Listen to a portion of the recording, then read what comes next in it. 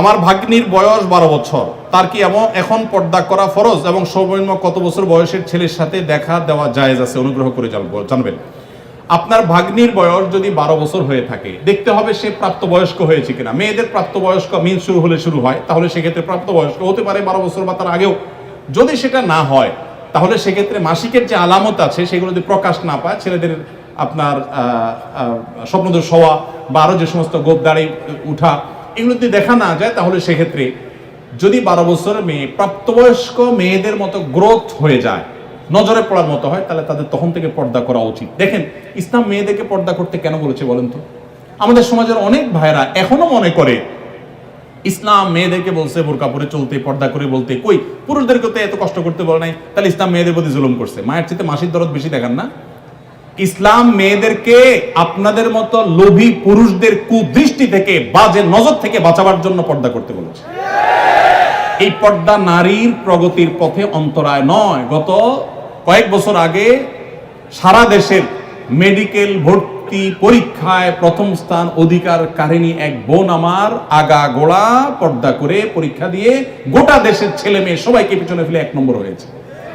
তাহলে পর্দা কি মানুষের উন্নতির পথে অন্তরায় হয়? আমার অবাক লাগে পৃথিবীর সে সমস্ত মানুষদেরকে দেখলে, যে সমস্ত মানুষগুলোকে দেখি যে তারা নারীদেরকে স্বাধীনতার নাম দিয়ে নারীদেরকে হাফ প্যান্ট পরায় দিছে।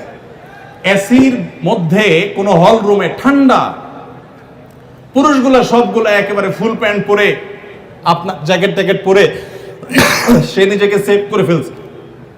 আর ওই বেচারি মেয়েকে বুঝাইছে, তোমার আধুনিকতা হলো তুমি হাফ প্যান্ট পরো, উপর দিকেও শর্ট, নিচের দিকেও শর্ট থাকো। আমার কথা হলো, এই শীত বেচারিদের আছে না নাই? না শুধু পুরুষদের শীত আছে? তো শীতের ঠান্ডা খাওয়াইতেছেন তারা আধুনিকতার নাম দিয়া। আমি এর আগে বলছি, মিডিল ইস্টে অনেক পুরুষ আছে নামাজ কালাম ঠিক মতো পড়ে না, বিড়ি সিগারেট খায়, অনেক উল্টা পাল্টা করে, অনেক হারাম কাজ করে, কিন্তু বউরে পর্দা ঠিক মতো রাখে। কেন জানেন? কারণ কি জানেন? নামাজের গুরুত্ব যে বুঝলো, সে বউর পর্দার গুরুত্ব এত বেশি বুঝলো কিভাবে? কারণ হলো সে জানে একজন নারীকে খোলামেলা ভাবে যদি বাহিরে পাঠানো হয় বা পুরুষদের মধ্যে তিনি যদি আসা যাওয়া করেন, বেশিরভাগ পুরুষরাই তাকে নিয়ে মনে মনে কি চিন্তা করে?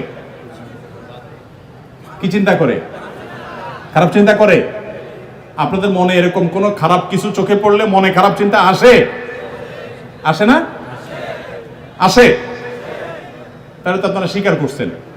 তাহলে আপনি যদি আরেকজনের মেয়েকে খোলামেলা বা একটু অশ্লীল পোশাকে দেখার পর আপনার মনে বাজে চিন্তা আসে, এবার আপনার বোন, আপনার স্ত্রী, আপনার মা যখন বাহিরে যাবে, তাকে যদি খোলামেলা পোশাকে আপনি যেতে দেন, তাহলে অন্য সব পুরুষরা কি চিন্তা করবে? আপনি নিজে কি চিন্তা করেন এরকম মেয়েদেরকে দেখে সেটা চিন্তা করেন।